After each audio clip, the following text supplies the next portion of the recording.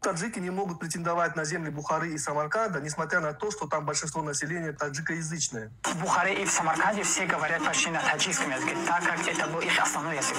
К счастью, твои слова никак не могут служить аргументом в пользу того, что вы имеете право претендовать на эти исторические территории. 70% всех достопримечательностей Бухары построено во время правления династии шайбанидов. Бухара и Самарканд, несмотря на преобладание таджикоязычного населения. Почему Ибн Сина перс, а не таджик? Имам Абу Ханифа, имам Аль-Бухари и Ибн Сина, они были персами. Но тогда этнического такого понятия, как таджики, не было. Итак, таджики. Ты говоришь, что такого названия не было в то время, когда жили имам Аль-Бухари, Ибн Сина, и Абу Ханифа и так далее, и другие. Да, я говорил, что такого самоназвания не существовало в 7-10 веках. А раз его не было, значит, таджикский этнос еще не сформировался. Это логично. Этническая идентичность не может существовать без соответствующего названия. Поэтому Абу Ханифа, Аль-Бухари и Ибн Сина не были таджиками, так как в их время такой этнической категории не существовало. Они были персоязычными учеными, культурно принадлежащими к персидскому миру. Обратите внимание на даты их рождения. Абу Ханифа 699 год, имам Аль-Бухари 810 год и Ибн Сина 980 год. Это важно, так как в конце видео я поставлю жирную точку в этом вопросе. Серьезно? Жирную точку поставит он. Дустони азиз, имрӯз бисёри нафароне пайдои шуданд ки оиди таърихи фарҳанги миллати тоҷик тавре нақл мекунанд ки ба манфиати худ аст. Вале ки ҳақиқатро хоҳад гуфт агар ки мо худ оиди таърихи худ ҳарф назанем? Ки фарҳанги миллати тоҷикро, тамаддуни тоҷикро, таърихи тоҷикро пуштибонӣ мекунад агар ки мо худ пуштибонӣ накунем? Ки оиди таърихи мо ҳарф мезанад, нақл мекунад агар ки мо ҳарф назанем? бовар кунед бардорам, агар ки имрӯз ҳар як тоҷикистонӣ фарҳанги худро, таърихи худро, тамаддуни худро ҳифзу ҳимоя накунад, дигарон ба тарзи худ онро таъриф мекунанд ва на ҳамеша адолатона. мо як миллате ҳастем ки таърихи бузург дорем, тамаддуни бузург дорем бардорам. Ин ҳайкала ман мондам, ин ҳайкали Спитамен аст, касе намешиносад. Спитамен як қаҳрамони тоҷике ҳаст ки бар зидди Александри Мақтунӣ биромад. Ва якумин шикасти бузурге ки Искандари Мақдунӣ хӯрд, аз дасти Спитамен хӯрд, аз дасти мардуми қадими суғдиён хӯрд бардорам. Мо бояд инро донем. Вале ки чӣ кор шуд? Спитаменро ки кушт? Мардуми худаш кушт. Фаҳмидед бардорам? Яъне дастгирӣ накарданша, хуб дастгирӣ накарданша. Фаҳмидед? Афсус ки мо мардуми тоҷикони тамоми Самарқанду Бухоро, Тоҷикистону Афғонистон бисёр ҳамин шикастиҳое ки мо хӯрдем аз сабабе ки мо якдигарфаҳмӣ надоштем ва якдигарро дастгирӣ намекардем. ва имрӯз бошад бибинед ки бардоро ки оиди таърихи миллати мо ҳарф мезанад.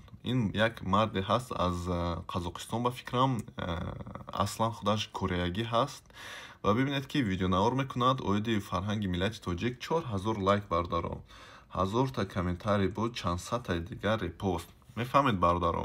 яъне бисёри нафарон ин видеоро тамошо мекунанд ва аз суханҳои ин бардор ибрат мегиранд. таърихро як хело мегӯянд иваз кардан намешавад. бардоро, таърихро иваз кардан мешавад. фаҳмед ки агар ки шумо таърихи худро аз ёдатон биромад, таърихро иваз мекунанд. агар ки ҳар рӯз ба хар гӯянд ки вай асп аст, рӯзе мешавад ки вай мегӯяд бале ман асп ҳастам, бале ман бовар мекунам. аз ҳамин сабаб бисёре мегӯянд ки Ибн Сино масалан тоҷик набуд, барои ки садсолаҳо ба онҳо ба майнаҳои мағзи сари онҳо гуфтагиянд ки инҳо тоҷик нестанд. вале чӣ? мо чӣ бояд кунем бардоро? бибинед ки инҷо як акси канали ман ҳаст. ман як-ду навор видео кардам оиди мардуми Қирғизистон. бибинед, культура обмен киргизи таҷики. масалан ин навор оиди қирғизон, масалан ин қирғизи кто не понял таҷикский. фаҳмидед? врать нехорошо. я бинед 100,000 мефаҳмед бардоро? 100,000 қирғизҳо тамошо мекунанд. ман видеонавор мекунам, мардуми узбаку қирғиз, қазоқ зиёдтар тамошо мекунанд, лекин тоҷикҳо на он қадар шавқовар ҳастанд. оиди оши палов бошад, бибинед 2000 просмотр. лекин ҳамонашам бисёриш мумкин аз дигар миллатҳо бошанд, барое ки медуроянд коммент менависам ва ман статистика дидан метавонам. иранци о таҷиках 10,000. хуб аст, мушкиле нест.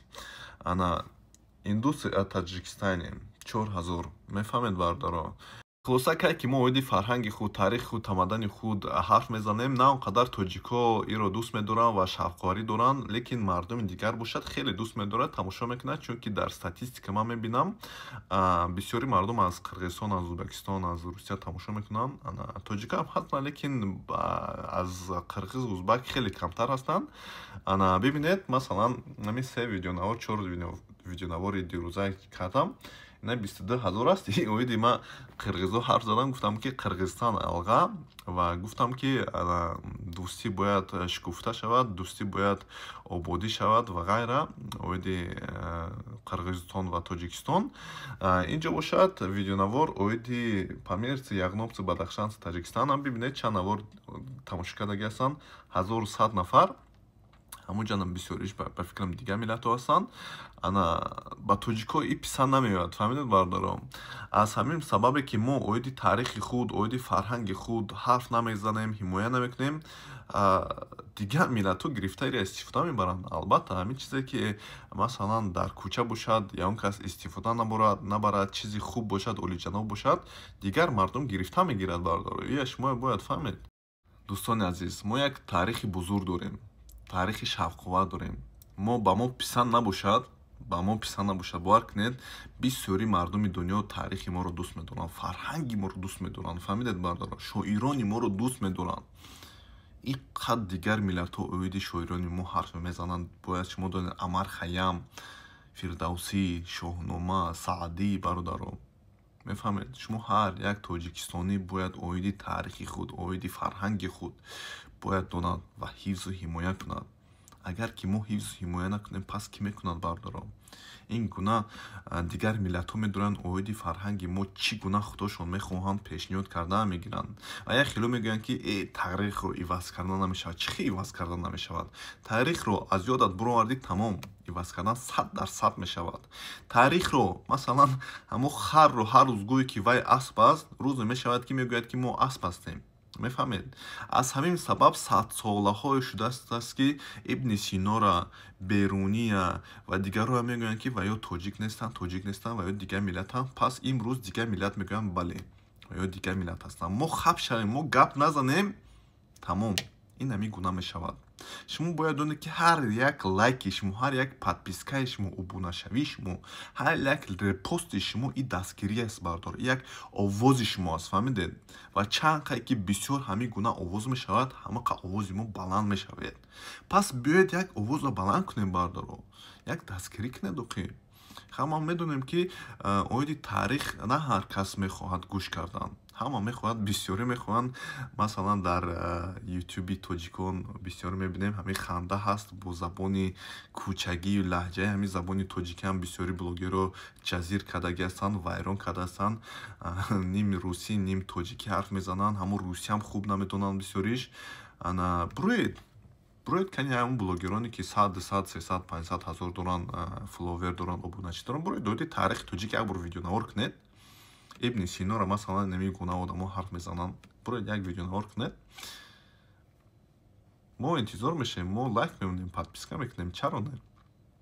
Барои ҳамин гуфтам ки бардоро бедор бошед, аҳамиятед ба ин гуна чизо, фаҳмидед? Дастгирӣ кунед илтимос моро. Мо букмекероя реклама намекунем. чӣ гуна дигар блогерҳо реклама мекарданд, то ҳол мекунанд. мо ин гуна ҳаромиёро даст кашидаги ҳастем. мо танҳо аз мардуми худ, мардуми мефаҳмидагии худ талаба бошад талаб мекунем. мегӯем ки бале, дастгирӣ кунед моро. чаро не? Агар ки шумо дастгирӣ накунед, пас мо ба ки ин гуна видеонавор мекунем? Ба худ? мо худ медонем чӣ ҳасту кӣ ҳастем, лекин мо ҳаракат мекунем ки шуморо ва дигар мардумро бедор кунем. ҳамин як гуфтам гӯям. Зинда бошед, хонобод бошед. Ташаккур зиёд.